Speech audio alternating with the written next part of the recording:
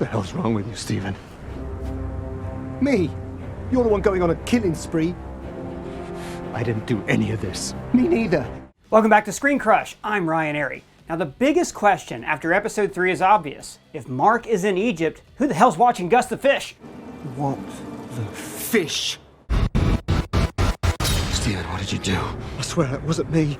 Then who was it?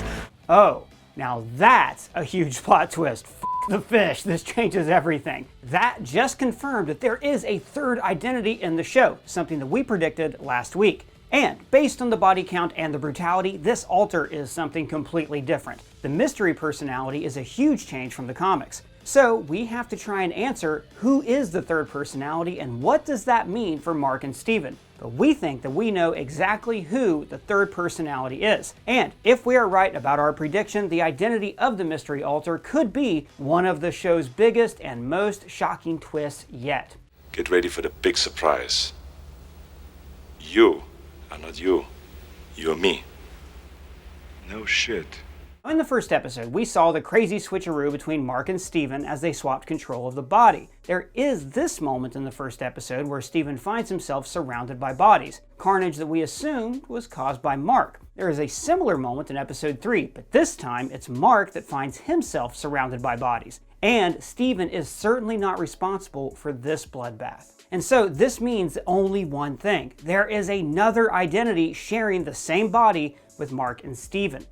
There is another. Now before we theorize on who this third alter might be, we have to explain Moon Knight's other personalities in the comics. This will make it easier to explain how this is going to play out in the show. Now we covered Moon Knight's multiple identities at length in this video, so I promise that we won't dive into the comics too much, especially because they are making so many changes to the nature of these alters. As I'm sure you are aware by now, Mark Spector suffers from dissociative identity disorder, a mental illness that causes him to manifest multiple personalities.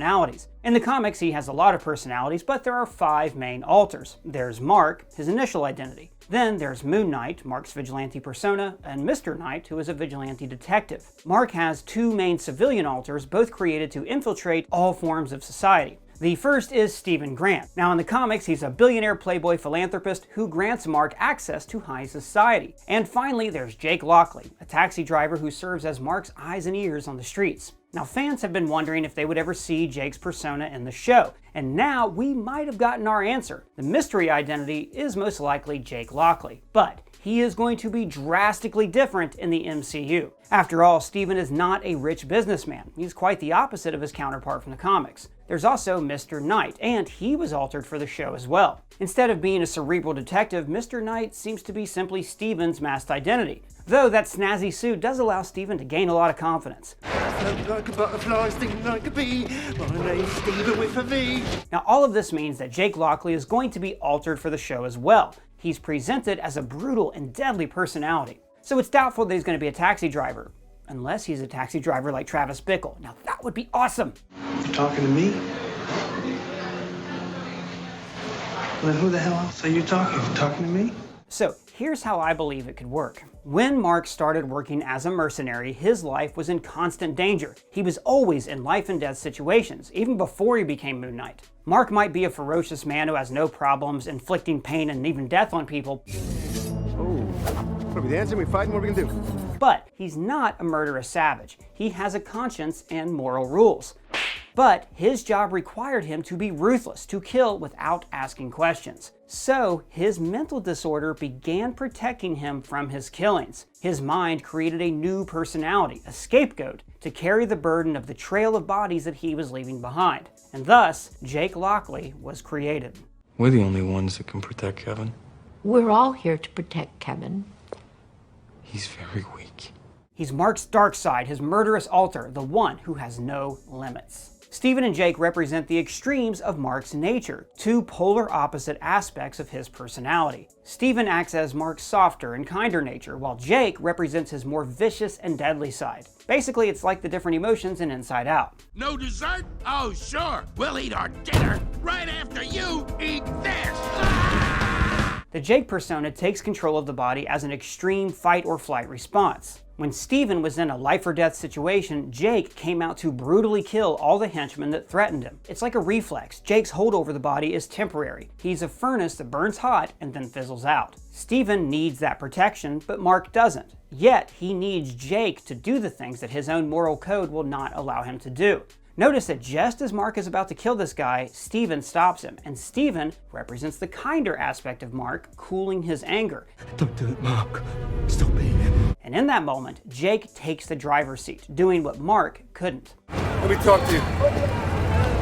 Just let us go, man. Jake then assumes control of the body again after Mark is knocked out. And that time, it was probably because the henchmen were going to kill Mark, so once again, Jake served as a type of vicious defender. Now, later in the episode, Mark is once again overwhelmed by Anton Mogart's guards. So why doesn't Jake take control then as well? Well, it's probably because Mark was in the suit. When he's Moon Knight, he's protected from Khonshu's divine magic. And that's why Jake is kept on a leash. He gets to come out only in the most extreme situations. And since Khonshu was imprisoned at the end of the episode, Mark and Steven are no longer protected by the Moon God. See how you fare against Harrow without the protection of my healing armor.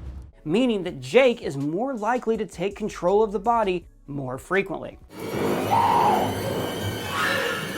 Here's Johnny. Now, Jake might be protecting Mark and Steven, but that doesn't mean that he's protecting them per se. He's protecting the body that they're all sharing. In fact, Jake probably hates his other alters. In the second episode, Steven describes the experience of being in the back seat of the body as It's horrible. Mark and Steven switch control of the body, so they both get to be in the driver's seat quite often. But Jake is locked inside for most of the time. If being locked inside is truly so horrible, he's probably resentful of Mark and Steven. And once he's in the driver's seat, he's going to cling to controlling the body, trapping the others inside. We've always managed to keep a wall between us, but something's changed. The one who controls the body's become stronger. But there might be a far bigger, shocking twist with this third personality. But before we get into that twist, we gotta talk about something else that I noticed in episode 3. When Mark and Steven realize that neither of them killed the henchman, they're confused. Steven, what did you do? I swear it wasn't me. Then who was it? You're the one going on a killing spree. I didn't do any of this. Me neither. But they never really follow that thread. They don't come to the realization that there is another alter. Instead, it's kind of forgotten and not addressed by either of them for the rest of the episode. It's very suspicious. You would think that this would be a huge deal for Mark, the realization that he's sharing his body with another identity apart from Steven.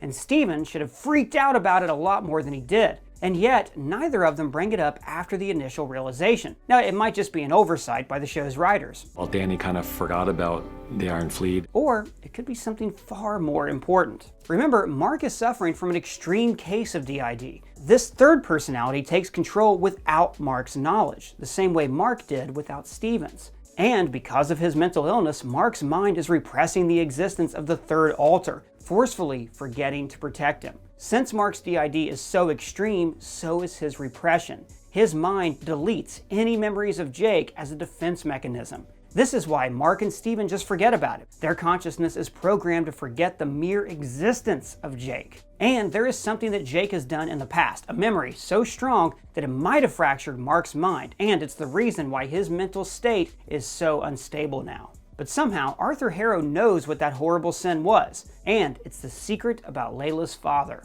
Will prevent the wounds from your father's murder from reopening, but something stands in your way. Your husband doesn't tell you the truth. Her father was murdered, and Mark might have had something to do with it. So it's not true? No, it's not true. Of course not. No, he's just trying to divide us. Don't let him get in your head. Bullshit! Mark's response is very suspicious. Obviously, he knows something. He's keeping the truth from Layla, but we think that we know what might have happened.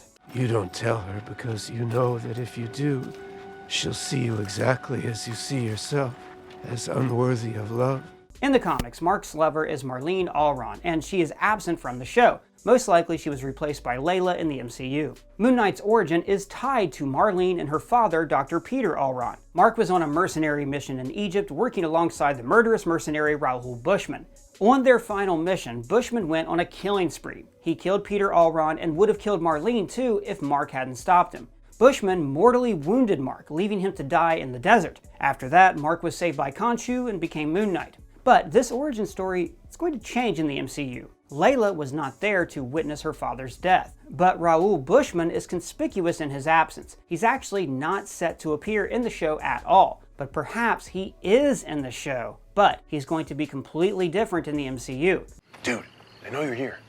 Get out of the bushes. I don't know what you're talking about.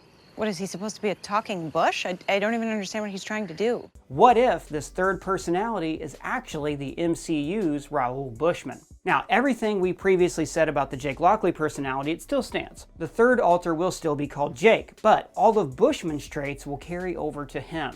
The way this could work is that during Mark's life, his dark and brutal side was manifested as this Bushman alter. This means that Mark is the one who killed Layla's father. Well, it was the Bushman alter, not actually Mark. But when Layla finds out the truth, she won't care about the distinction. This will change everything for them. That's why Mark is acting so suspicious. It's probably why he left Layla and ran away to London. This is why he let Steven take full control of the body. He was horrified by the crimes committed by Jake/Bushman. Now, it is possible that Bushman exists as a different character, and he's not actually the third personality. But this twist makes this story a lot more interesting. The show is dealing with dense themes about mental illness, and the reveal that the other alter is Bushman adds a whole other layer to this complexity of Moon Knight's character study. How will Mark and Steven react to the realization that they share a body with a ruthless, deranged killer, and that other personality killed Layla's father? They would understand that Jake/Bushman can take over at any moment and kill without any hesitation, even kill Layla, and neither of them can do anything to stop this. How interesting is it going to be if Moon Knight's biggest enemy turns out to be himself? I mean, it makes sense that one of Moon Knight's personalities will end up being a villain. I don't think that something like that was ever explored in the comics, so this concept is exciting. Hey, get out of here! This is my house! Oh my God, Brian, what happened? Who did this to you? Did you do this, you son of a bitch?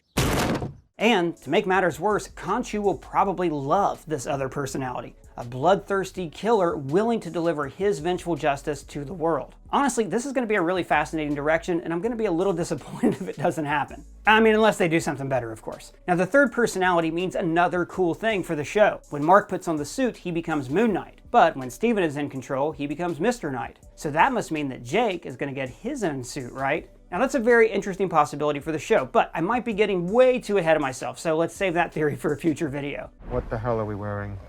I don't know. She said I needed a suit. Yeah, the ceremonial armor from Khonshu's temple, not Psycho Colonel Sanders. Regardless if the third personality is Jake, Bushman, or someone else completely, this reveal changes things. It adds so many more layers to this already complex story, and that's why I'm digging this show so much. So that's who we think the third personality might be. Who do you think it could be? Is it Jake? Is it Bushman? Is it someone else completely? Let me know in the comments below or at me on Twitter. And if it's your first time here, please subscribe and smash that bell. For Screen Crush, I'm Ryan Airy.